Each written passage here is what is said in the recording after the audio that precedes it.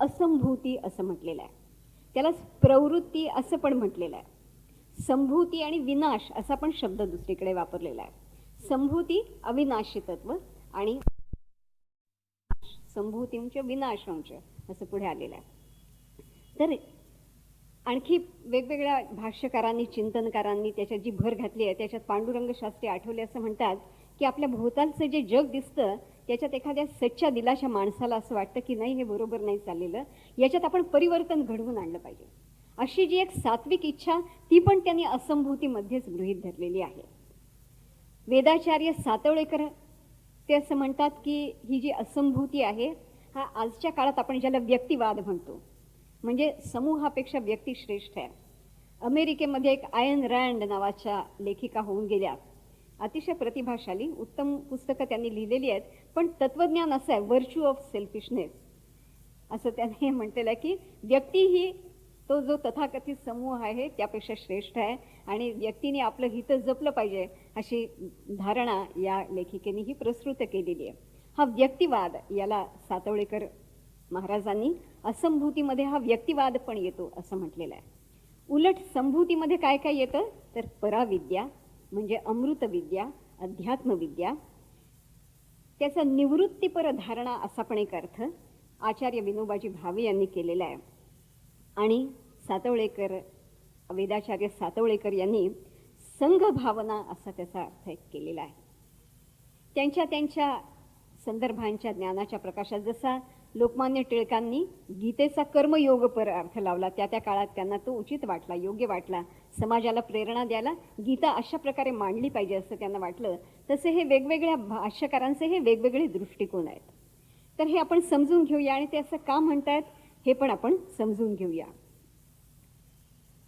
हे तीन असे समांतर श्लोक आहेत. मागच्या वेळी आपण विद्या अविद्येबद्दल जसं म्हटलं तसंच इथे काय म्हटलेलं आहे बघा. आपण माझ्या मागोमाग म्हणा. आधी श्लोक समजून घेऊ, मग आपण अर्थाच्या तपशिलाकडे जाऊया. अन्यद एव आहुः म्हणा. संभवात अन्यद आहुः असंभवात इति शुश्रुमधीराणाम येनः तद विचचक्षिरे. ही ओळ काल पण आपण पाहिलेली आहे आणि याच्या मागे जी उपनिषदकारांची शालीनता आहे त्याकडे पण मी आपलं लक्ष वेधलेलं होतं. उपनिषदकार कधी असं म्हणत नाही की मला असं वाटतं. ते म्हणतात की आमच्या आधीचे जे गुरु होते ना, ज्यांनी आम्हाला मार्गदर्शन केलं ना, तर ते आम्हाला अशा प्रकारे समजावून सांगत होते. विनोबाजींनी हे त्याचं एक छान गोड भाषांतर असं केलेलं आहे. आपल्या इथले जे श्रोते आहेत त्यांच्यापैकी मला त्यांनी हे आणून दिलं आणि ते छान आहे. तर या श्लोकाचा विनोबाजींनी केलेला अनुवाद असा आहे बघा. प्रवृत्तीने निवृत्तीने मिळती फळे निराळी, सांगत आले हेच शहाणे आम्हा सांज सकाळी. आमच्या आधी जे शहाणे लोक होऊन गेले ते सकाळ संध्याकाळ जेव्हा जेव्हा आम्ही त्यांना भेटत होतो तेव्हा तेव्हा ते आम्हाला हेच सांगत होते की अरे प्रवृत्तीने प्राप्त होणारी फळं वेगळी आहेत, निवृत्तीची फळं वेगळी आहेत. प्रपंच तैसा परमार्थ ही जो जाणील समुच्चयाने. आता इथे यांनी काय म्हटलेलं आहे, प्रपंच कशाला म्हटलेलं आहे, असंभूतीला प्रपंच म्हटलेलं आहे आणि संभूतीला परमार्थ म्हटलेलं आहे. प्रपंच तैसा परमार्थ ही जो जाणील समुच्चयाने, समग्रतेने जाणील. प्रपंच करतो मृत्युमुक्त त्या मोक्षही परमार्थाने. परमार्थाने मोक्ष मिळतो आणि प्रपंच आपल्याला मृत्युमुक्त करतो. म्हणजे काय, याच्याकडे आपण आता वळतो आहोत. तर यातला जो तिसरा आहे त्याचा मराठी अनुवाद मी आधी जो वाचला त्याचा मूळ संस्कृत श्लोक आपण एकदा म्हणूया. संभूतींच विनाशंच यस्तद वेद उभयंसः विनाशेन मृत्युं तीर्त्वा संभूत्या अमृतम अश्नुते.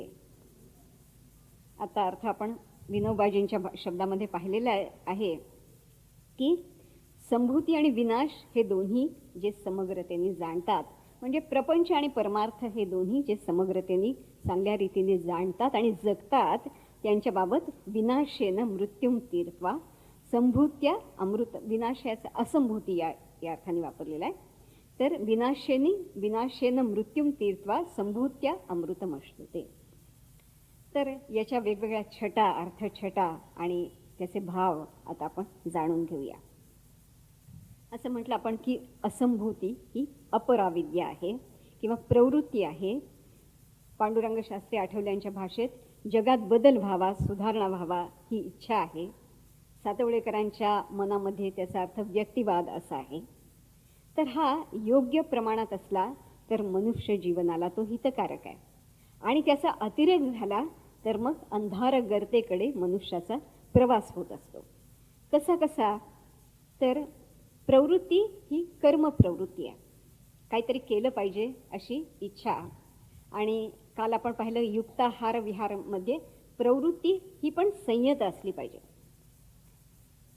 गुजरातमधले एक फार मोठे सेवाभावी कार्यकर्ते, त्यांचा एक आश्रम होता आणि सदैव त्या आश्रमामध्ये लोकांचा राबता सगळ्या देशाच्या सगळ्या कानाकोपऱ्यामधून लोक येणार, विविध देश प्रश्नांवर चर्चा.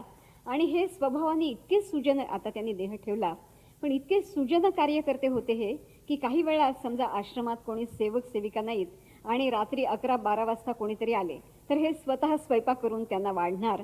अशा प्रकारचं अत्यंत कर्ममय जीवन त्यांचं. आणि लोक त्यांना सांगायचे की अहो तुमचं आता वय झालं, तुम्ही आता हे कमी केलं पाहिजे, दुसऱ्या कोणाला तरी सांगा. तुम्ही पाहिजे तर रात्रीच्या वेळी कोणाला काही द्यायचं असेल ना, तुम्ही एक चुरमुऱ्याचं पोतं भरून ठेवा ना, आणखी काहीतरी खाण्याचे पदार्थ ठेवा, त्यांना रात्री गरम शिजवून वाढलं पाहिजे. असं काय आवश्यकता आहे का? तुमच्या या वयाला ते जमतंय का? तुम्हाला त्रास होतो त्याचा? पण ते काय ऐकलं नाही. तर burning from both the ends असं म्हणतात, तसं की एखाद्या मेणबत्तीला इकडून पण पेटवलं आणि इकडून पण पेटवलं तर ती जशी जळते, तर तसं ह्या अत्यंत सात्विक अशा कार्यकर्त्याचं जीवन असं अमर्याद श्रमांमध्ये ते जळून गेलं. तर मग ही जी प्रवृत्ती आहे, तर ही प्रवृत्ती इष्ट आहे का? ही संयमित आहे का? ही परमार्थ मार्गावर किंवा मनुष्य जीवन जे काय आहे ते सुखी आणि संतुलित करणारी आहे का? तर तसं नसल्यामुळे हा पण एक घोर अंधार मार्ग आहे असं हे उपनिषद आपल्याला सांगतं. जगात सुधारणा व्हावी अशी इच्छा आहे. तुझ्या हातामध्ये किती आहे ते? स्वामी विवेकानंदांनी एका ठिकाणी म्हटलेलं आहे, हे जग म्हणजे कुत्र्याचं शेपूट आहे बघा. कुत्र्याचं शेपूट आहे ना, हे नेहमी वाकडंच असतं. किती तुम्ही सरळ करा. आजपर्यंत जगामध्ये काय कमी लोक होऊन गेले का? कोणाला तरी म्हणावं लागलं की ऊर्ध्व बाहू विरोम्येश नाही कश्चित शृणोती माम, मी कंठशोष करून सांगतोय पण कोणी एक माझं ऐकायला तयार नाही आहे. असं भवभूती आणखी कोणी भर्तृहरी मोठे मोठे जे कवी आणि तत्वज्ञ होऊन गेले, शेवटी त्यांचं ऐकायला कोणी हे जग तयार झालेले, जग आपल्या मार्गाने चालत राहिलं. मग याचा अर्थ करू नये असं आहे का? अवश्य केलं पाहिजे, पण असं नाही केलं पाहिजे की ज्यामुळे आपला मनुष्य जन्म कशासाठी आहे याचा आपल्याला विसर पडेल. आदित्य बिर्ला नावाचे फार मोठे उद्योगपती होते आणि अकाली गेले ते, पण त्यांच्याकडे स्वामी अखंडानंदजी महाराज, म्हणजे आपले मठाचे नव्हे, ते एक दुसरे अखंडानंदजी महाराज होते, पण ते पण असेच आपल्या अखंडानंद महाराजांसारखेच ते होते. तर त्यांना एकदा आदित्य बिर्लांनी प्रश्न विचारला की महाराज, माझ्या उद्योग व्यवसायाचा व्याप तर सारखा वाढतोय, तर मी किती वाढवतो? तर ते हसले आणि ते म्हणाले की जोपर्यंत तुला याचं स्मरण आहे की तू आई वडिलांचा मुलगा आहेस, जोपर्यंत तुला स्मरण आहे की तू तुझ्या पत्नीचा पती आहेस, आणि जोवर तुला आठवण आणि कर्तव्याची जाण आहे की तुझी छोटी मुलं आहेत आणि त्यांचं तू बाप आहेस, हे सगळं तुझं कौटुंबिक जे एक विश्व आहे तर त्याचं स्मरण आणि त्याबद्दलचं कर्तव्य आणि प्रभूविषयीचं कर्तव्य, तुमचं घर, बिर्लांचं घर हे अत्यंत ईश्वरनिष्ठ घर, तर ह्याचं जोपर्यंत तुला भान आहे, स्मरण आहे, तोपर्यंत तुझा व्यवसायाचा व्याप तू वाढव. ज्या क्षणी तुला परमेश्वराचं आणि तुझ्या कुटुंबाचं विस्मरण होईल त्या क्षणी समज की तुझा हा व्याप तुझ्या हाताबाहेर गेला आणि मग त्यातून काही तुझी दिशा ही चुकीची आता सुरू झाली असं खुशाल तू समज. असा एक शहाणपणाचा सल्ला त्यांना दिला आणि बरोबर हाच तो संयमाचा सल्ला आहे या उपनिषदात वर्णन केलेला, की एकांतिक झालं की मनुष्याच्या विनाशाला सुरुवात होत असते. व्यक्तिवादाने जगाचं काही कमी नुकसान केलेलं आहे का? बघा, आपण अगदी प्राचीन काळापासून गोष्टी ऐकतो की व्यक्तिवाद म्हणजे नीरो नावाचा म्हणे कोणीतरी एक राजा होता आणि तिकडे रोम जळत होतं आणि हा आपला मजेत स्वतःच्या आनंदाकरता फिडल वाजवत होता असं त्याची गोष्ट सांगतात. म्हणजे आत्यंतिक टोकाचा व्यक्तिवाद काय असतो तर ते जगाचं काय का होईना, वाटोळं का होईना, आणि माझं चांगलं झालं पाहिजे, आपले संसदेतले काहीतरी 53 खासदारांवर अशा काही वर्षांपूर्वीची ही गोष्ट आहे, मला वाटतं 10-12 वर्षांपूर्वीची तरी ही गोष्ट आहे. संसदेतल्या 53 खासदारांवर आरोप होते, त्यांच्या विरुद्ध पुरावे होते की ज्या गुप्त गोष्टी इतर राष्ट्रांना कळवू नये त्या कळवण्यासाठी त्यांनी करार केलेले आहेत आपल्या देशाच्या संसदेतल्या 53 खासदारांनी. आपण विचार करा, म्हणजे त्यांना त्या कुठल्या बँकेतून लक्षावधी डॉलर्स त्यांच्या नावावर जमा होत असणार आणि ते आपल्या देशाची रहस्य जगाला विकतायत. याला म्हणायचं मी माझं कुटुंब आणि काय त्याला ते पैशामध्ये लोळलं पाहिजे, मग माझ्या देशाचं काय वाटोळं व्हायचं ते होऊ दे. हा आत्यंतिक टोकाचा आणि अंधाराकडे नेणारा व्यक्तिवाद आहे. मर्यादित व्यक्तिवाद काय असू शकतो, तर मी सुखा समाधानाने राहील. काल आपण पाहिलं की दैन्याने जगण्याचं काही कारण नाही. मी चांगल्या प्रकारे जगेन, मी नीतीने पैसा मिळवीन आणि तो नीतीने मिळवलेल्या पैशात मी समाधानाने जगेन. माझ्याबरोबर माझ्या भोवतालचे जे लोक आहेत त्यांचं पण मी आठवण ठेवीन आणि माझ्या घासातला अर्धा घास आठवणीने त्यांना पण देईन. मी दिवाळीत माझ्या मुलांना जे जे काय करत असेल, कपडे खाऊ वगैरे, ज्यांना कुणाला नसतील त्यांना पण मी देईन. अशा प्रकारचं वाटून घेण्याच्या भावनेतून आणि स्वतःच्या कुटुंबात समाधानाने असं कोणी राहत असेल तर हा मर्यादित व्यक्तिवाद आहे. पण अमर्याद व्यक्तिवाद, त्याचं मी आता आपल्याला फळं सांगितली. त्याचं फळ म्हणजे समूहाचा विनाश आहे, राष्ट्राचा विनाश आहे, समाजाचा विनाश आहे. आणखी ज्याला आपण निवृत्ती म्हणतो, या निवृत्तीची पण चांगली पण फळं आहेत आणि वाईट पण फळं आहेत. निवृत्ती एका मर्यादित अर्थाने जर नसती तर आपल्याला आज जे संन्यासाचे श्रेष्ठ आदर्श आपल्याला दिसतात तर ते दिसले नसते. कोणीतरी निवृत्ती स्वीकारून, कोणीतरी कुटुंब आणि या सगळ्याच्या मोहातून दूर होऊन मला एक परमेश्वरच गंतव्य आहे आणि दुसरं तिसरं काही नाही आणि भोवतालचे सगळे जीव हे शिव आहेत आणि त्या जीवांची मी शिवभावानी सेवा करीन असं म्हणणारे कोणीतरी लोक समाजात उभे राहायला लागतात, तर मग तो समाज आरोग्यपूर्ण समाज होतो. या अर्थाने निवृत्ती ही आवश्यक आहे. पण स्वातंत्र्यवीर सावरकरांनी संन्यस्त खड्ग नावाचं एक नाटक लिहिलेलं आहे. ते निवृत्तीच्या अतिरेकावर लिहिलेलं आहे. जो उठतो तो निवृत्त होतो. जे कोणी राजे रजवाडे ज्यांच्यावर काम आहे, क्षत्रिय ज्यांच्यावर समाजाच्या रक्षणाचं काम आहे, ते सगळे आपले मुंडन करून काय भिक्षू होऊन चाललेले आहेत. लाखो लोक समाजातले आपापली कर्तव्य सोडून रानात भिक्षू होऊन चाललेले आहेत. मग ते समाजाचं काय व्हायचं? काल आपण तिबेटचं भयंकर विदारक वर्णन ऐकलंच ना. तर समाजाची चौकट स्थिर होण्यासाठी प्रवृत्ती पण आवश्यक आहे, निवृत्ती पण आवश्यक आहे. मर्यादित त्या मर्यादेमध्ये दोन्हीची आवश्यकता आहे. स्वामी रंगनाथानंदजी महाराजांनी फार चांगलं म्हटलेलं आहे. ते म्हणाले की काही मोजक्या लोकांसाठी जे अमृत आहे ते सर्व लोकांच्यासाठी म्हणून विष होऊ शकतं. भगिनी निवेदितांचं आणि स्वामीजींचं उदाहरण आहे की निवेदिता स्वतः अतिशय कठोर तपस्या करत होत्या.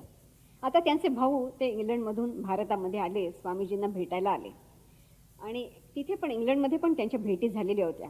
निवेदिता या जरा आग्रही स्वभावाच्या होत्या. ते म्हणाले मी आता मांसाहार सोडलेला आहे, तू पण सोडून दे म्हणाले. आता तो भाऊ होता तो काही निवेदिता नव्हता.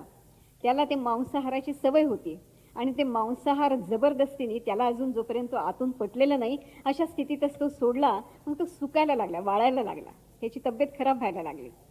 मग एक दिवस स्वामीजींनी त्याला एका ठिकाणी नेलं जिथे सामिष्य आहार मिळेल तिथे. ते म्हणाले तुला जेवढं खायचंय ना, तुझा पिंड त्याच्यावर वाढलेला आहे ना, खा म्हणाले. तू काही ती नाही आहेस, निवेदिता नाही आहेस. तिला एक प्रकारचं तपस्विनीचं ब्रह्मचारिणीचं जीवन जगायचं आहे. तिच्यासाठी जे योग्य आहे तेच तुझ्यासाठी योग्य आहे असं नाही आहे. प्रत्येकाची काही प्रवृत्ती आहे, प्रकृती आहे. आपण सर्व बिरबल आणि बादशहांच्या गोष्टी वाचतो की नाही, त्याच्यामध्ये ते बादशहा कुठेतरी शिकारीला गेलेला असतो आणि कोणीतरी आदिवासी स्त्री, तर तिला बाळ होतं. ते काय आपल्यासारखं मॅटर्निटी होममध्ये तिचं नाव घातलेलं नव्हतं. एवढी काय काळजी आणि डिंकाचे लाडू आणि बेदाणे वगैरे खीर शिरा कोणी तिला खायला घातलेलं नव्हतं. ती आपली तशीच रानावनात कुठेतरी बाळण झाली आणि मग ते तिचं तिने आवरलं आणि पुन्हा ती कामाला निघून गेली. तर ते म्हणाले आमच्या ज्या बेगमा आहेत त्यांचे एवढे लाड कशाला आम्ही करतो म्हणाले. तर त्यांना पण असंच असलं तर काय हरकत आहे. म्हणून ते म्हणाला काय आता याच्या पुढे बेगमांचे लाड करायचं नाही म्हणाले. मग त्या बिचाऱ्या गेल्या बिरबलाकडे आणि ते म्हणाले बघा हे आमच्याशी कसं वागतात, बाहेर रानावनात कुठेतरी थंडी वाऱ्यात राहायला सांगतायत आणि कसं तरी जगायला सांगतात, आम्हाला याची सवय नाही आहे. मग ते म्हणतात की ते राजवाड्यातले गुलाब असतात लावलेले, तर ते म्हणतात बिरबल परस्परच सांगतो की हे सगळे जे गुलाब आहेत ना ते नेऊन टाकून द्या म्हणाले, जंगलात टाकून द्या. मग बादशहाला कळतं तर त्याला राग येतो. तुम्हाला की हे राजवाड्यात वाढलेले गुलाब, एवढी काळजी त्यांची घेतलेली आणि रानात टाकून दिले. मग ते म्हणाले तुमच्या बेगमा सुद्धा अशाच काळजी घेतलेल्या आहेत ना, चांगल्या घरातल्या आहेत ना, चांगलं चुंगलं खात वाढलेल्या आहेत ना, मग रानात कसं टाकतात त्यांना? आणि त्या आदिवासी स्त्रिया जसं त्यांची जीवनशैली आहे त्यांची आणि यांची तुलना कशी होऊ शकेल? आणि तसंच त्यांनी वागावाशी तुम्ही तरी जाल का? अपेक्षा तरी कशी करता? तर प्रत्येकाचं पिंड वेगळं आहे. सरसकट सगळ्यांना एक नियम लागू करता येत नाही. तसंच संन्यास आणि प्रवृत्ती आणि निवृत्ती यांच्या बाबत सुद्धा आहे. एक संत होते, त्यांच्याकडे कोणीतरी गेलं की महाराज मला भयंकर जगाचा बीट आलेला आहे आणि संसाराचा बीट आलेला आहे, वैराग्य आलेला आहे, आता संन्यास घ्यावा असं वाटतं. छान म्हणाले, घे की संन्यास. मग दुसरा कोणीतरी आला आणि तो म्हणाला की मी बराच विचार केला साधक आणि बाधक, आणि मग मला असं वाटतंय की गृहस्थाश्रमात राहून सुद्धा आपल्याला चांगलं हे करणं शक्य आहे. राहा की म्हणे, छान कर की लग्न कर तुला करायचं असलं तर. हे ऐकत बसलेला दुसरा कोणीतरी होता. तुम्हाला तो एकाला एक सांगता दुसऱ्याला दुसरं सांगता. होय म्हणाले, कारण त्याची प्रकृती भिन्न आहे, याची प्रकृती भिन्न आहे. ज्याला ज्याच्या स्वे कर्मणी अभिरतः स्वाधिकारासेनी नावे वाटिया आले स्वभावे ते आचार्य विधी गौरवे शृंगारुनिया. प्रत्येकजण आपण काही प्रकृती घेऊन आलेलो आहोत आणि त्यानुसार आपली प्रगती कशी व्हायची, कोणत्या मार्गाने, कोणत्या साधनांनी हे ठरत असतं. त्याच्या आधीच जर दंगामस्ती केली, कोणी दमन केलं, पीडन केलं, अगदी वैराग्य आणि कामभावनेच्या बाबत सुद्धा दमन आणि पीडन केलं तर मग त्याचे चुकीचे परिणाम अवश्यमेव भोगायला लागतात. तर दमन आणि पीडन हा मार्ग नाही. ज्याची जी नैसर्गिक प्रवृत्ती आहे, कोणाची नैसर्गिक, कितीतरी ठाकुरांकडे येणारे ते बालभक्त ज्यांच्यातून स्वामी विवेकानंद, तुरीयानंद आणि त्रिगुणातीतानंद, आपले लाटू महाराज, हे सर्व हे वैराग्य घेऊनच जन्माला आलेले. जन्म ते अशा प्रकारची साधना करत आलेले, त्यांना वैराग्य म्हणजे सहज आहे. पण जे गृहस्थाश्रमी भक्त आहेत त्यांनी पण ओढून ताणून करायचं ठरवलं तर मग त्यांच्यासाठी, गृहस्थाश्रमी भक्तांसाठी वेगळे नियम आहेत, संन्यासी भक्तांसाठी वेगळे नियम आहेत. याचं कारण त्यांनी आपापल्या प्रवृत्तीनुसार स्वीकारलेला मार्ग वेगळा आहे. म्हणून सरसकट नियम लावता येत नाही. आपण पाहतो की जगात प्रवृत्ती पण आहे, ती पण आवश्यक आहे. मग नाहीतर सगळे संन्यासी झाले तर आपल्या इथे मनु महाराजांनी म्हणून ठेवलेलं आहे, ब्रह्मचारी गृहस्थश्च वानप्रस्थो यतिस्तथा एते गृहस्थ प्रभवाः चत्वारः पृथगाश्रमाः. अरे हे गृहस्थाश्रमातूनच निर्माण झालेले 4 आश्रम आहेत. त्यामुळे गृहस्थाश्रमाचं पण एक महत्त्व आहे, प्रवृत्तीचं एक महत्त्व आहे आणि निवृत्तीचं पण एक सन्मान आणि एक महत्त्व आहे. हे ज्याला कळलं तो मग दमन आणि पीडन करणार नाही, कोणावरही स्वतःवर आणि इतरांवर जबरदस्ती करणार नाही.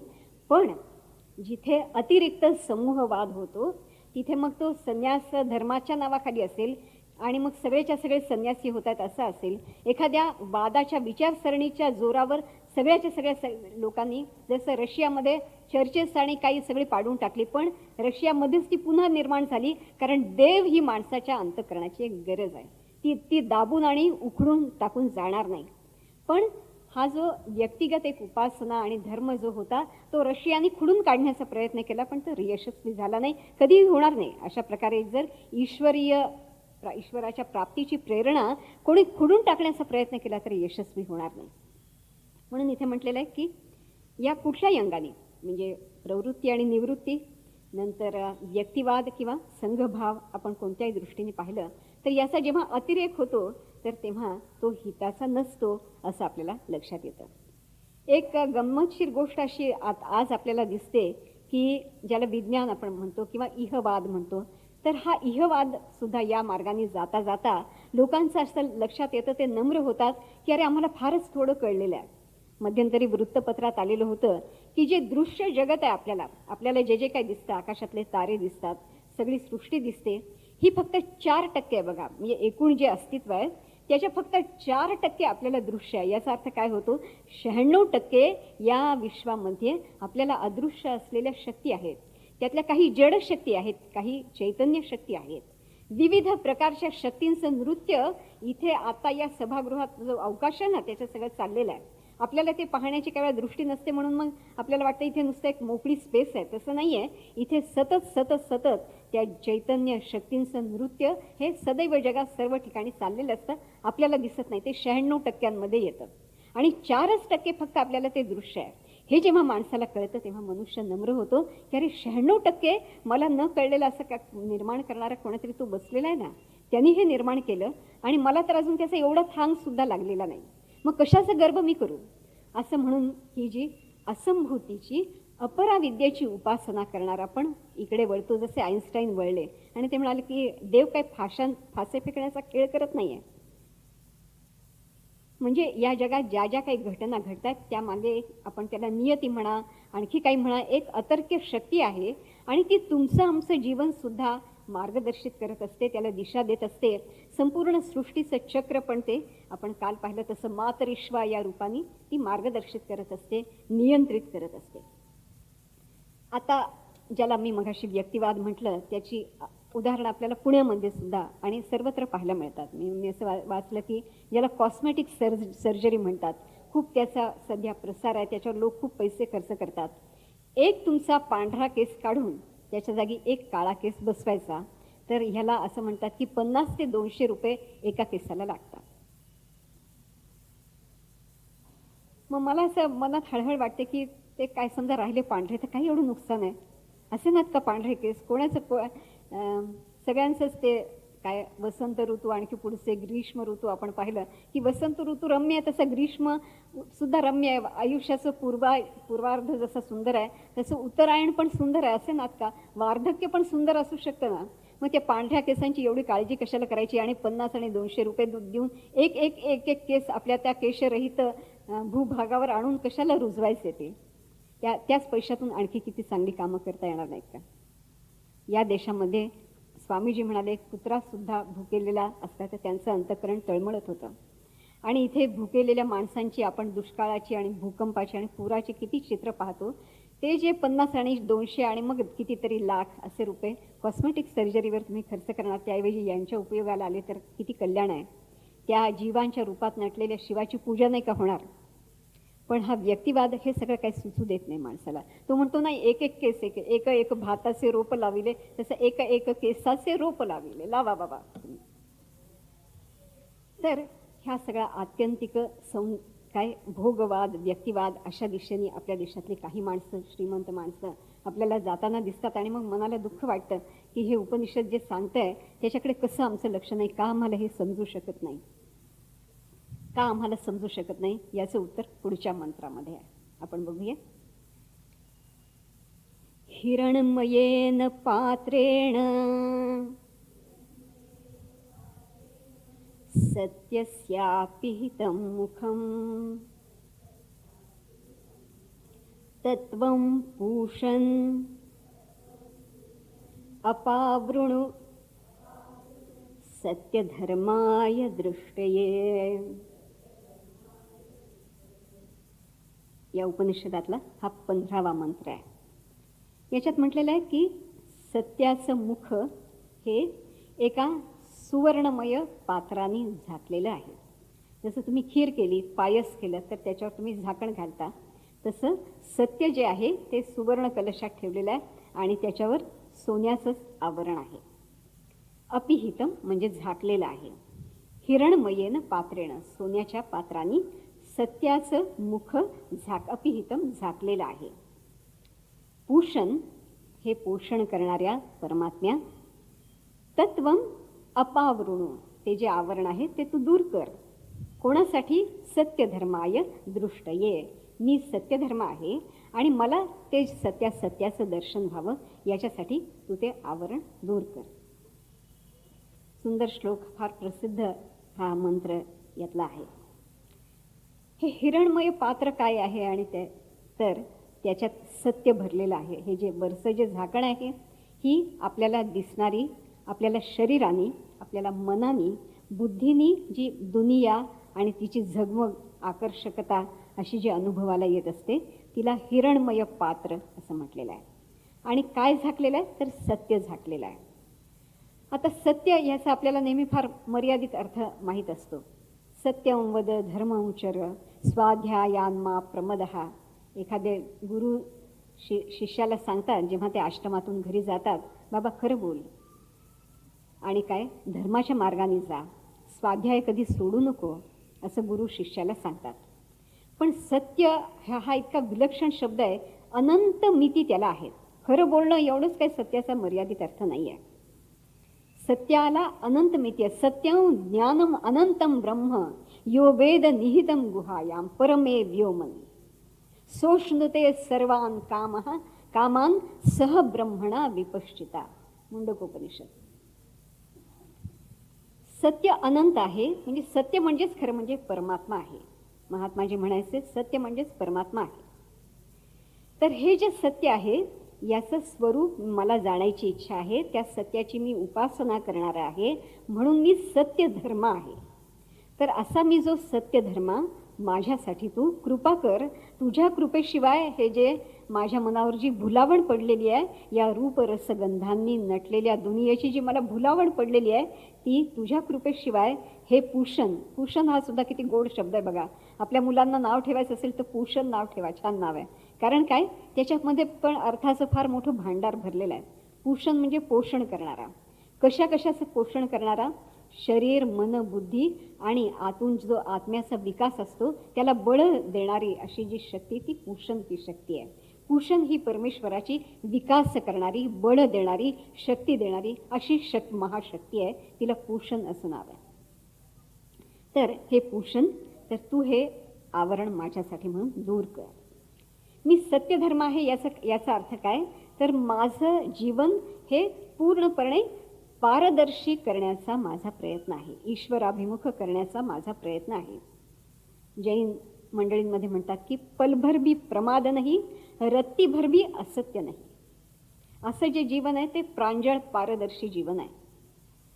अनेक ठिकाणी आपल्या नकळत असत्याचा प्रवेश होतो, आपल्याला कळत सुद्धा नाही ते, आणि मग आपल्याला एकदम जाग येते. एकदा मला वाटतं राखाल महाराजांच्या बाबतीत, कोणाच्या तरी बाबतीत ते ठाकूरांकडे आले आणि म्हणाले की आज हे याचं काय, किंवा छोटा नरेंद्र असं कोणीतरी आले, ते म्हणाले आज याचं काय लक्षण बरोबर मला दिसत नाही, हा असत्य बोललेला आहे आज. मग त्यांनी खूप आठवलं काय केलं, तर थोडी काहीतरी अतिशयोक्ती केलेली होती. अतिशयोक्ती ही सुद्धा असत्यच आहे. उनोक्ती म्हणजे कमी बोलणं, जे आहे त्यापेक्षा कमी सांगणं, हे पण असत्य आहे. त्यापेक्षा जास्त सांगणं हे सुद्धा असत्य आहे. तुमची मुलगी कशी आहे रंगाने आहे की चांगली गहू गोरी आहे, म्हणजे असे त्याच्यात पुष्कळ छटा असतात त्यातल्या. पण आपण एक प्रेझेंटेबल असं नेहमी आपण स्वतःला आणि जे काय आपल्याला जे लोकांना पटवायचं त्याचं असं एक आकर्षक रूप, यालाच जाहिरातीची कला असं म्हणतात. तर असं त्याचं रूप सादर आपण करत असतो. ह्या पण ज्याला आपण असत्य म्हणतो त्याच्याच छटा आहे. ठाकूरांच्या जीवनामध्ये म्हणजे ते सत्य स्वरूपच होते. त्यांच्या जीवनात खूप गमतीच्या गोष्टी आहेत. राणी रासमणीच्या मुली होत्या आणि त्यातल्या दोघी मुलींची घरं शेजारी होती. तर त्यातली जी एक धाकटी मुलगी होती तिने आपल्या ताईच्या बागेतली थोडी भाजी घेतली. आता हे ठाकूरांनी पाहिलं तर ते म्हणाले, काय हे तिला न विचारताच घेतेस होय तिच्या बागेतली भाजी, म्हणजे हे असत्य नाही का झालं? तू जा तिला सांग म्हणून मी तुझ्या बागेतली अमुक भाजी घेऊ का असं विचार आणि मग घेऊन जा, मग हे सत्य आहे. एकदा ठाकूरांना बरं नव्हतं आणि ते कलकत्त्यातल्या कोणातरी डॉक्टरांकडे गेले. डॉक्टर नव्हते, मग कंपाऊंडरकडूनच औषध घेतलं आणि त्याला म्हणाले डॉक्टरांना जरा सांग की असं आले होते आणि औषध घेतलं. पण त्यांना एकदम दाह व्हायला लागला, बेचैनी व्हायला लागली. डॉक्टरांना न सांगता कसं मी औषध घेतलं इथून, त्यांची परवानगी न घेता त्यांच्या दवाखान्यातून औषध घेऊन कसं चाललोय. तसेच परत फिरले, म्हणाले राहू दे बाबा तुझं औषध, तो माझ्या आत बसलेला आहे ना, तो मला हे करू देत नाही.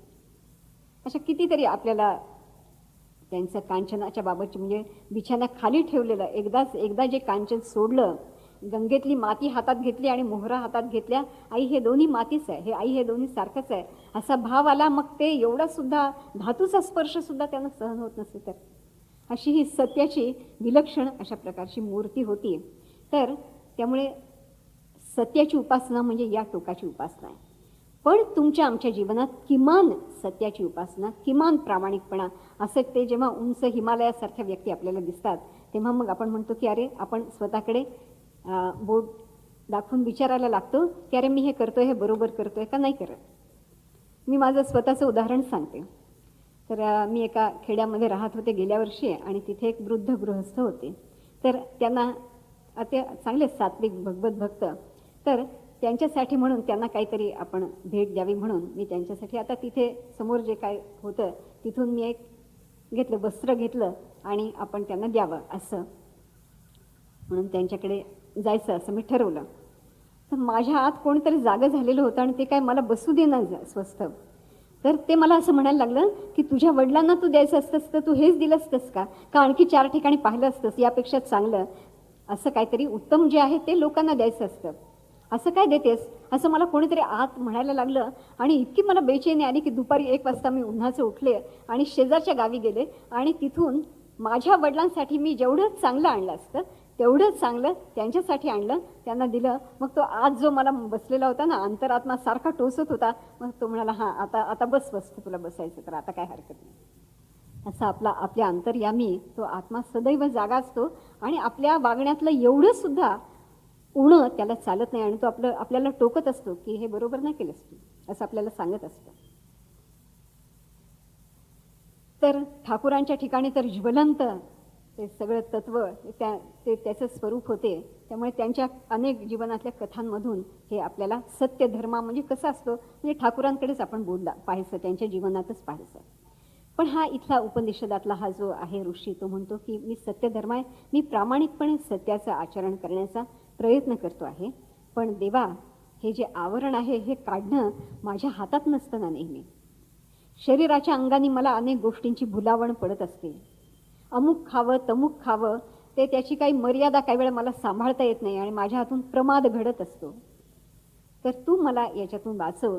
हे जे काल आपण पाहिलं नात्यश्नतस्तु योगोस्ती नचैकांत मनश्नतः नचाती स्वप्नशीलस्य जाग्रतो नैव चार्जुन. अति खातो त्याच्यासाठी योग नाही, एकदम खातच नाही, सारखा कडक उपास, मग फक्त चहावर राहायचं, मग पित्त होतं, मग चिडचिड करायची. हे सगळं काय आपण ज्याला म्हणतो ना की तप, चुकीचं तप, हा पण एक अतिरेकच आहे. हे सगळं सोडून जास्त पण खायचं नाही, कमी पण खायचं नाही, जेवढं योग्य तेवढंच खायचं. एक दिनेंद्र कुमार उपाध्याय म्हणून योगी अरविंदांच्या सहवासात राहत असत आणि अरविंदांना रसगुल्ले फार आवडत असत. आता बडोद्याला राहत होते सयाजीराव गायकवाडांच्या इथे. तर तिथे तिथे इतकं काही रसगुल्ले वगैरे मिळत नसत. तर कोणीतरी मोठ्या प्रेमाने तिकडून रेल्वेने आलेले होते, त्यांनी येताना ते रसगुल्ले आणले आणि चांगलं मोठं एक पात्र भरून अरविंदांच्या समोर ठेवले. तर पहिल्यांदा एक पानात वाढला, ते खाल्ला, प्रेमाने खाल्ला. मग दुसरा वाढला, दुसरा पण प्रेमाने खाल्ला. मग तिसरा वाढायला घेतला. ते म्हणाले नाही, माझी 2 ही मर्यादा आहे आणि 2च, 2 म्हणजे 2.5 नाही, 2 याचा अर्थ 2.5 नाही. आणि त्यांनी अत्यंत आवडणारी गोष्ट सुद्धा एवढी मर्यादेतच ती खाल्ली पाहिजे. याला म्हणायचं नचैकांत मनश्नतः किंवा हा जो योग करणारा जो असतो, जास्त पण नाही खाल्लं पाहिजे, कमी पण नाही खाल्लं पाहिजे. अत्यंत आवडीची गोष्ट असली तरी पण मर्यादेतच खाल्ली पाहिजे. हे सगळं सत्य जीवन आहे, सत्याला अनुरूप असं जीवन आहे. आपल्या आतलं जे आत्मतत्व आहे ते प्रकट होण्यासाठी आपलं शरीर, मन आणि बुद्धी याला अनुकूल करण्याची ही साधना आहे, शुद्ध करण्याची ही साधना आहे. तर असं हे जे शरीराच्या असतं, शरीराला जे सुंदर वस्त्रांचा मोह असतो, चांगलं आपलं घर असावं आणि या वेगवेगळ्या गोष्टी हव्यात म्हणून चांगले अलंकार असावेत, हे मिळावे म्हणून काही लोक काय वाटेल ते पण करायला तयार होतात आणि त्यामुळे त्यांच्या आत्म्याला त्रास होत असतो. ते त्यांना कधी कळतच नाही. म्हणून ते येचके आत्महनाहा जनाहा आपण पाहिलेलं आहे की हे आत्मघातकी लोक आहेत. असं जे ज्यांच्या डोळ्यावरचा पडदा कधी दूरच होत नाही असे आत्मघातकी लोक आहेत. मनाच्या स्तरावर पण मोह असतात का, आकर्षण असतात का? आपण जाणता कितीतरी प्रकारची आकर्षणं आपल्या मनाला भुलवत असतात. मग या देशात कशाला राहायचं आपलं, पण तिकडेच राहूया. अमुक एक व्यक्ती मला हवी म्हणजे हवीच आहे आणि ती नाही मिळाली तर मी आत्महत्या करीन. हे मनाचे हट्ट आहेत आणि वेडे हट्ट आहेत. शरीराचे आणि मनाचे मोह माणसाला कुठल्या कुठे नरकामध्ये नेत असतात. मी जिथे काम करते हराळीला, तिथे एक सुनील कमले नावाचा अगदी उमदा तरुण होता. काही त्याच्या हाताला असं काय एक जादू होती, त्याच्या हातात सगळी यंत्र चांगली दुरुस्त करायचा. कुठेही त्याला पाठवा, तो कधी अपयश घेऊन परत यायचा नाही. साधारण 25-30चा तो मुलगा. आणि कसा त्याला मोह कुठे झाला काही सांगता येत नाही. त्याचं लग्न व्हायच्या आधीच त्याला एड्सची बाधा झाली. तसं असतानाच लग्न केलं, तसं असतानाच मुलगी झाली आणि ती पत्नी पण ग्रस्त आहे, ती ते छोटं बाळ पण ग्रस्त आहे. मला इतका इतका इतका खेद, इतका विषाद वाटायचा की या सोन्यासारख्या मुलांनी आपल्या आयुष्याचं काय बरं केलं. तो शेवटचा निरोप घ्यायला आला. मी त्याच्या पाठीवरून हात फिरवला. मला कळत होतं की हा आता आपल्याला पुन्हा कधी दिसणार नाही. त्याच्या डोळ्यात पाणी आलं. म्हणाला यांचा आपण आता पुन्हा केव्हा भेट नाही. आणि शेवटी एवढी हाडाची मोळी शिल्लक होती, ती लोकांनी उचलून त्याचं दहन केलं. तर एवढं तरुण सुंदर आयुष्य का बरं बर्बाद झालं? मोहापोटी झालं. कुठल्या तरी ज्या गोष्टीचा मोह पडू नये अशा गोष्टीमुळे हे सगळं सुंदर तरुण आयुष्य बर्बाद झालं. असं एक त्याचं स्वतःचं फक्त झालं का? बायकोचं झालं, मुलीचं पण झालं. अशी किती उदाहरणं आपल्या समाजात, आपल्या भोवताली सदैव घडत असतात की जिथे जाऊ नये तिथे माणसाचं पाऊल पडतं आणि मग परतीचा मार्ग त्याला शिल्लक राहत नाही. म्हणून खूप खूप खूप जपलं पाहिजे असं ठाकूर सांगायचे की बाबा खूप जपा. लहानसं रोप आहे, त्याच्याभोवती नीट कुंपण घाला. एकदा चांगला मोठा वटवृक्ष झाला मग आवश्यकता नाही. एवढं बळ आलं की मग आवश्यकता नाही. जोपर्यंत साधनेचं रोप लहान आहे तोपर्यंत खूप सांभाळलं पाहिजे. गरम राख नाही घातली पाहिजे त्याला. बुद्धीच्या स्तरावर पण काही आकर्षण असतात का? हो, असतात ना. तर काही लोकांना विविध प्रकारची माहिती गोळा करण्याचं व्यसन असतं. तऱ्हेतऱ्हेच उगाच आपलं डोकं म्हणजे एक माहितीचा कोश करून ठेवायचा. ती आपल्याला उपयोगाची आहे का काय त्याच्याबद्दल काही विचार करायचा नाही. त्याला काही दिशाच नाही. काही लोकांचं वाचन असं असतं, दिशाच नाही त्याला काही. काहीतरी दिशा असल्याशिवाय त्या वाचनाला पण किंवा अभ्यासाला, अध्ययनाला पण ताकद येत नाही. थोडं आज इथे हे वाचलं, उद्या ते वाचलं, परवा ते वाचलं, असं केलं की मग बंदर की खेती होते. कुठेच खोल माणूस जाऊ शकत नाही.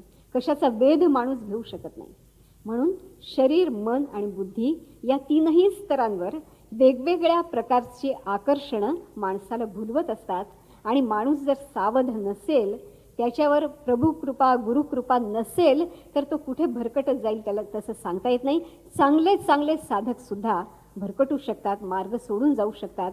कधी असं म्हणू नये की झालं आता मी तयार साधक आहे, आता मला कोणतंही आकर्षण, प्रलोभन मला भुलवू शकणार नाही, असं कधीच म्हणू नये. कारण केव्हा बेसावधपणे ते तुमच्या पकड घेईल असं काही सांगता येत नसतं. त्यामुळे अखंड सावधान रे. समर्थ म्हणतात, अरे बाबा अखंड सावध राहतो. तो जो शत्रू जो आहे, काम एष, क्रोध एषः, रजोगुण समुद्भवः, महाशनो महापापमा विद्येनम इह वैरिणम. हे वैरी आहेत म्हणून समज. आणि सदैव ज्ञानेश्वर माऊली मी सुंदर त्याचं वर्णन केलेलं आहे. ते म्हणाले 2 कुळांचं वैर आहे आणि पिढ्यानपिढ्या चालत आलेलं वैर आहे. तर या घरातले जे तरुण पुरुष असतात ते आपल्या खाटेखाली चांगले कोयते बिते घेऊन झोपत असतात. इकडचे पण जे तरुण पुरुष असतात खाटेखाली कोयते बिते घेऊन झोपत असतात. सदैव जागे असतात, कारण केव्हा वैरी हल्ला करेल सांगता येत नाही. आपल्या इथे भारताच्या सीमेवर जवान नेहमी जागे असतात का? केव्हा शत्रू हल्ला करेल सांगता येत नाही. तसं साधकाच्या पक्षी, म्हणून त्याला म्हटलेलं क्षुरस्य धारा निशिता दुरत्यया. कठोपनिषदात म्हटलेलं आहे की हा मार्ग तसा सोपा नव्हे. त्याला गुरुकृपा पाहिजे, प्रभुकृपा पाहिजे, निश्चयाचं बळ पाहिजे. असं सगळं जर असेल तर मग तो चांगल्या रीतीने त्याची मार्गक्रमणा करता येते. पण असं हे सदैव भुलावण घालणारं ते हिरणमय पात्र विविध स्वरूपात मनुष्याच्या जीवनात हे उपस्थित असतं. आणि त्याच्यासाठी देवाचीच कळवळून प्रार्थना करायला लागते की मला नाही जमत आहे, मला नाही हे शक्य होत आहे हे दूर करणं, तू मला मदत कर. तू जर मदत केलीस तरच मला हे आवरण बाजूला करून सत्याचं दर्शन घेता येईल, परमात्म तत्वाचं दर्शन घेता येईल. माझ्या ठिकाणचं आणि सर्वत्र भरून राहिलेलं असं जे परमात्म तत्व आहे त्याचं मला दर्शन घेता येईल. कबीरांचा एक सुंदर अभंग आहे, भजन आहे. त्याच्यात म्हटलेलं आहे, घूंघट के पट खोल रे तो हे पिया मिलेंगे.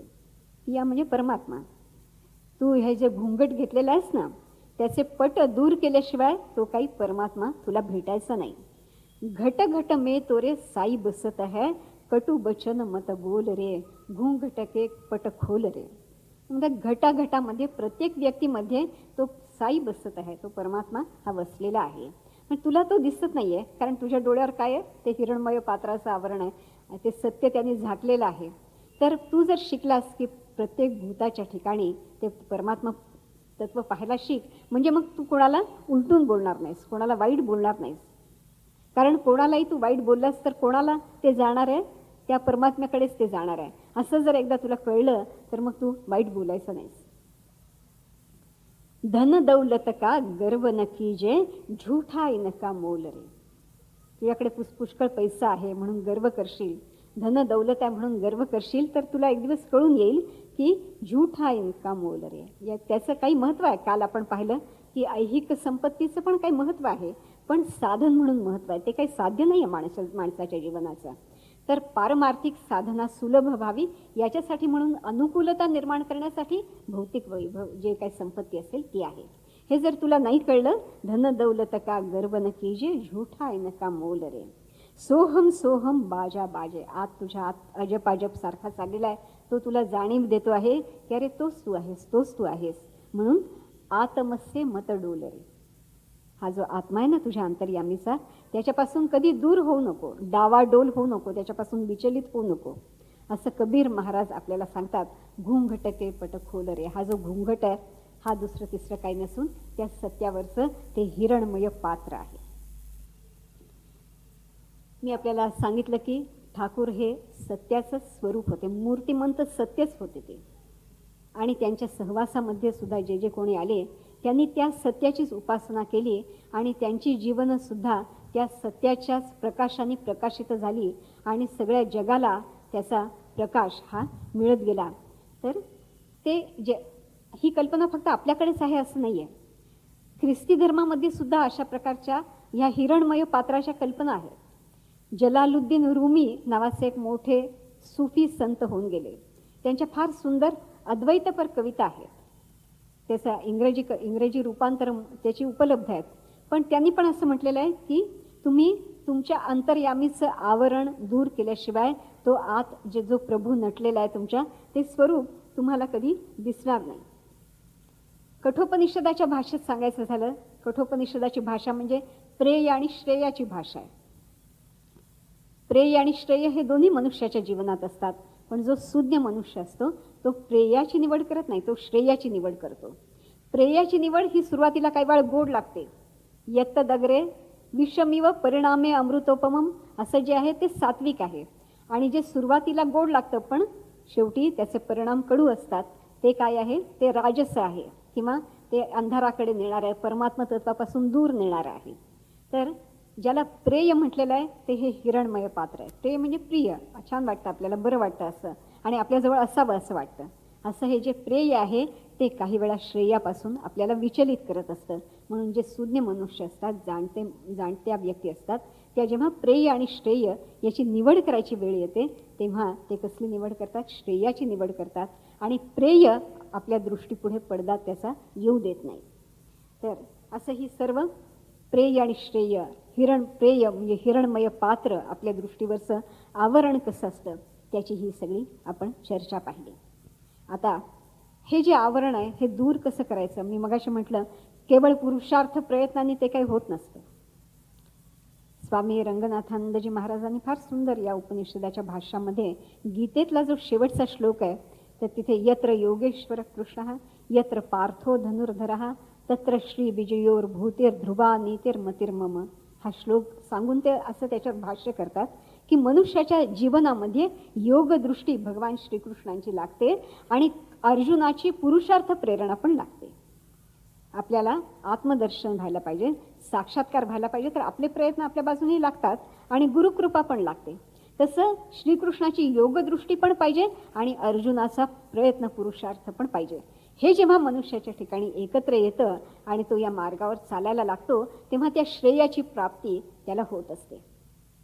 तर त्याच्यासाठी म्हणून जी प्रार्थना केलेली आहे, ही जी ते जे परमतत्व आहे त्याला केलेली प्रार्थना आहे ती अशी आहे बघा या उपनिषदातली. आपण म्हणा, पूषण एकर्षे यम सूर्य प्राजापत्य व्यूह रश्मीन समूह तेजो यत ते रूपम कल्याणतमम तत्ते पश्यामि यो आवसौ पुरुषः सोहमस्मि. ते वेगवेगळ्या प्रकारची विशेषणं ते जे आता ज्या सत्याबद्दल आपण बोलतो आहोत त्या सत्याची वेगवेगळी विशेषणं इथे सांगितलेली आहेत. पोषण याचा अर्थ आपण मगाशी पाहिला की सगळ्या जगाचं पोषण करणारा, साधकाच्या साधक वृत्तीचं पोषण करणारा असा तो पोषण आहे. प्राजापत्य म्हणजे प्रजापतीचा मुलगा किंवा प्रजापती म्हणजे ब्रह्माची ही जी शक्ती, पोषक शक्ती, तिला प्राजापत्य असं म्हटलेलं आहे. तर तो जो आहे तो यम आहे. या मातरिश्व आपण पाहिलं ना, जगाचा नियंता आहे. आणि तो म्हणतो की तुझं हे जे मायाजाल किरणांचं, आपण बघा अस्ताला किंवा उदयाच्या वेळी सूर्याच्या भोवताली असं काय ते किरणांचा सगळा मोर पिसारा फुललेला असावा, तसा तो पिसारा फुललेला असतो. त्यामुळे काही वेळा ते मुख्य जे बिंब असतं ते आपल्याला काही इतकं नीट दिसत नाही. तर इथे हा साधक म्हणतो, ऋषी म्हणतो की हा जो तुझा किरणांचा पसारा आहे ना, तो आवरून घे. म्हणजे मग अगदी किरणाला, अगदी क्षितिजाला तेव्हा जेव्हा बिंब टेकतं तेव्हा मग ते आपल्याला गोल बरोबर ते असं दिसायला लागतं. त्यावेळी तो किरणांचा पसारा त्याने आवरून पसारा म्हणा, पिसारा म्हणा, काही म्हणा, पण ते आवरून घेतलेलं असतं आणि केवळ निखळ असं सोलीव असं ते सुंदर प्रकाशमय बिंब आपल्याला दिसतं. तसा हा ऋषी प्रार्थना करतो की हा तुझा पिसारा आवरून घे, म्हणजे तुझं अगदी सोलीव, अगदी नेमकं असं जे रूप आहे ते मला पाहता येईल. आणि ते कसं आहे, अत्यंत तेजस्वी असं रूप आहे आणि कल्याणतमम, माझं परम कल्याण करणारं असं तुझं जे रूप आहे, तर ते पश्यामी, ते मी पाहीन आणि मला हे कळेल की अरे ते जे दिसतंय ना तेच मी आहे. गेल्या वर्षी आपण या 3 उपनिषदांचा अभ्यास करताना पाहिलं, एक कथा आपण पाहिलेली होती, द्वा सुपर्णा सयुजा सखाया. तर एका वृक्षावर 2 पक्षी बसलेले आहेत. एक मोठा तेजस्वी वरती बसलेला आहे आणि खाली दुसरा एक पक्षी आहे, हळूहळू उड्या मारत चढतोय पडतोय, सुखदुःखाची फळं चाकतोय, खातोय आणि त्याचं लक्ष त्या पक्षाकडे, अरे आपल्याला तिथे जायचंय. धडपडत चाललेला आहे आणि शेवटी जाता जाता जेव्हा त्याच्या जवळ जाऊन पोचतो, तो म्हणतो की अरे हा म्हणजे मीच आहे की, हा तेजस्वी पक्षी. दुसरं तिसरं मला भ्रम झाला होता की मी धडपडतोय, पडतोय, रडतोय, मी सुखी आहे, मी दुःखी आहे, हा सगळा मला भ्रम झाला होता. खरं माझं स्वरूप काय आहे, तो तेजस्वी पक्षी तो मी आहे. सोहमस्मी, तो मी आहे. असा ज्ञान, असा साक्षात्कार, ज्या क्षणी सगळी दुर्बलता माणसाची गळून पडते, समूर्त सामर्थ्याची, प्रेमाची, ज्ञानाची मूर्तीच तो होत असतो. असं हा या 2 पक्षी, जो जीव पक्षी आहे आणि जो शुद्धात्मा आहे, नित्य शुद्ध बुद्ध असा आत्मा आहे, त्याच्याकडे हा प्रवास चाललेला आहे. आणि त्याच्या प्रवासातला हा हिरणमय पात्राचा अडथळा आपण पाहिला, या रश्मी समूहाचा अडथळा आपण पाहिला. तर तो जेव्हा दूर होतो तेव्हा अरे तोच मी आहे असा सामर्थ्याचा, सौंदर्याचा, प्रेमाचा साक्षात्कार होतो. हाऊ हाऊ असं ऋषींनी उद्गार काढलेले आहेत. अरे मीच तो आहे, मीच तो आहे, तर आनंद उद्गार काढलेले आहेत. आपण सर्व या ऋषींचे संतान आहोत. त्यामुळे या आनंदाचे, या साक्षात्काराचे आपण सुद्धा अधिकारी आहोत. तुकाराम महाराजांनी म्हटलंय, सकळांसी येथा आहे अधिकार. जे आज 60चे आहेत त्यांना पण आहे अधिकार, आज 25-20 आहेत त्यांना पण अधिकार आहेत. सर्व जातींना, सर्व धर्मांना अमुक एक स्थिती आणि अमुक एक प्रकार मनुष्य जातीतला असा नाही की ज्याला अधिकार नाही. काहींच्यावर तो पडदा दाट आहे, जरा काहींचा विरळ झालेला आहे, पण सगळे त्या तेजस्वी पक्षाकडे सगळ्यांची वाटचाल चाललेली आहे. वृक्षावर कोणी इथे आहेत, कोणी इथे आहेत, कोणी इथे आहेत. आपण सगळेजण तिथे जाऊया आणि असा अनुभव घेऊया की अरे मीच तो आहे. ठाकूरांच्या कृपेने आपल्या सर्वांच्या जीवनामध्ये हे घडो. आज आता 6वा दिवस आपल्या अभ्यासाचा झालेला आहे. तर उद्याचा आणि परवाचा असे 2 दिवस आपल्या हातात आहेत. तर उद्या हे उपनिषद आपण श्लोकांचा अर्थ पूर्ण करूया आणि शेवटच्या दिवशी संपूर्ण या उपनिषदाचे एक चित्र आपण पाहूया. नुसतं पाहूया नव्हे, तर तुमच्या आमच्या जीवनात हे कसं कसं येऊ शकेल, याचा मार्ग कसा आपल्याला संतांनी, ठाकूरांनी आणि ठाकूरांच्या शिष्यांनी आपल्याला सांगितलेला आहे, हेही आपण शेवटच्या दिवशी बघूया. हरिओम तत्सत.